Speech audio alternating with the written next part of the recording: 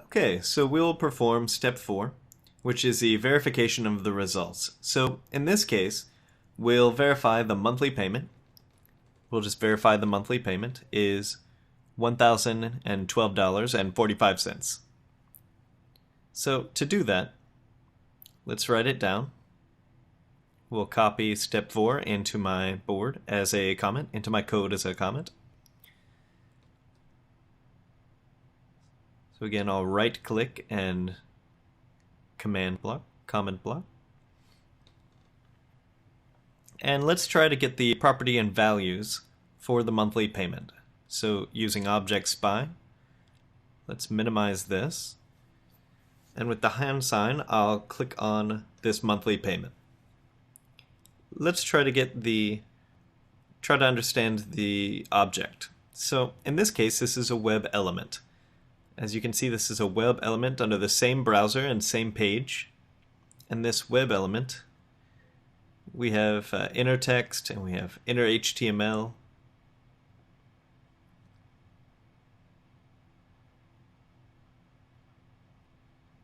So at this point, let's get out of property. And we'll have the same browser and the same page. And in QTP VB scripting, there's a concept called get our property, which is get RO property. It's a built-in function in VB scripting. So get RO property is basically the runtime property. The runtime property of this particular object, that means that this value is available during runtime only. So we'll try to capture the runtime value of this object. This can be changed. This property and the value will be changed based on the input data that we provide. So this is something similar to output value. It's very similar. It's very similar to putting a text output value. So instead of using insert output value, we'll write the code from scratch. So this is the getRO property code, which will give us the runtime property, these results. And if we have different inputs, then this result may change, right? So the getRO property will give us the changed results. It won't matter what value we have. This won't be a constant value. So getRO property will capture whatever is presented here. So browser.page, and we saw that it's a web element.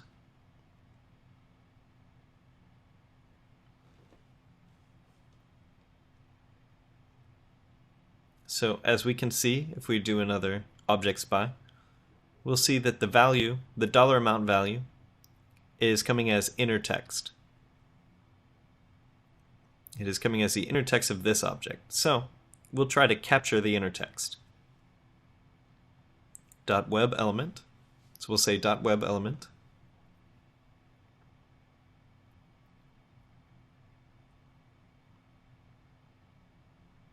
If we want to capture the inner text, so we have to identify the object as something else. So let's take a general property.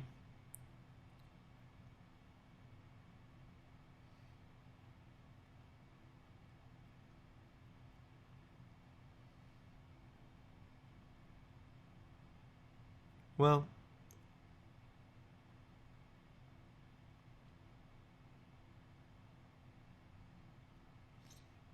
yeah, okay. We can take the inner text.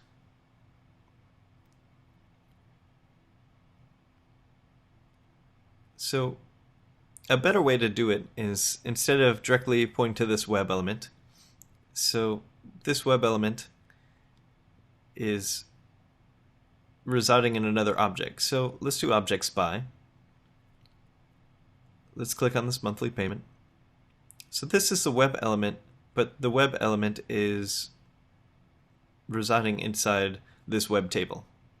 and this is a web table called monthly payments. So let's try to capture the getRO property from the web table, which is a monthly table web element, which is referring to this whole statement. This statement here is a table. So this web table is referring to this monthly payment as well as the rest of this right here. So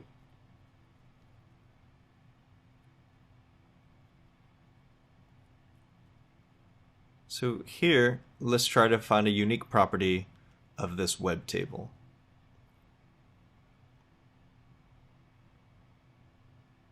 So we can take the column names, which is this here. So we could say the web table, and the property is column names of the web table. So we are telling QTP to go to this web table and capture this value. Capture this monthly payment, which is the first value within this web table. So the column names equal is going to equal this. So here we'll use a regular expression in this case, because in this case the column name is monthly pay $1,012.45. But if we had different input data, if we had the loan amount as $120,000, then this column name will change based on our input data, which we don't want. So here we'll just put a general code for the web table so that when the input data changes, QTP will still recognize this data table. So column name equals monthly pay. And so we'll leave it like that. And so it doesn't matter the input data. It doesn't matter the input data if we leave it with general. So always the column name will start with monthly pay. So we'll say monthly pay dot star, and we'll close the quotation. So this means that it will start with the column name monthly pay and end with anything. It can dot star means that basically it can contain any text after monthly pay, and I don't care what text it has. So we'll say web table column name equals monthly pay, and we'll put dot star. And so within this web table we have a web element. So then we'll say dot web element, and this is the web element that we are trying to capture.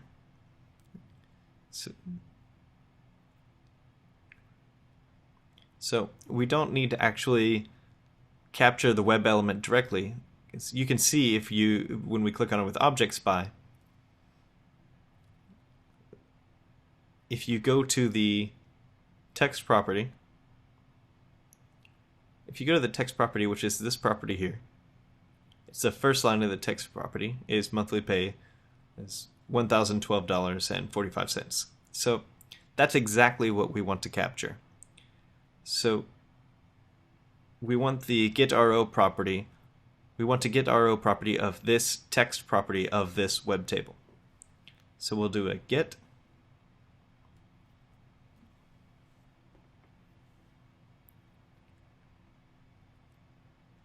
RO property, and we're trying to get the text property of this object.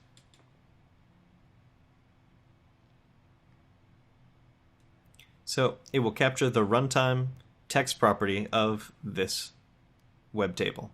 So this whole line of capturing the runtime property, let's put this whole line into a variable, and let's name it as variable monthly pay. So we'll say that the variable monthly pay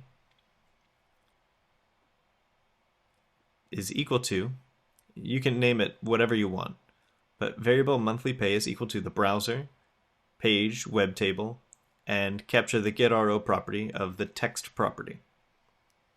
So in the next line, let's try to print this. So we'll say print, and we will print this variable.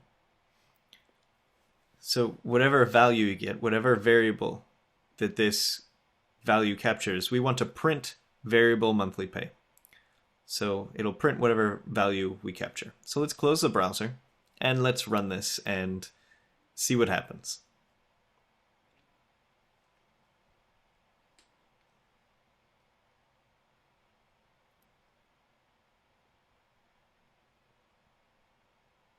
It's opening the browser.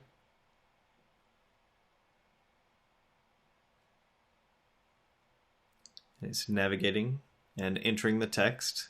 Clicked on calculate, as you can see.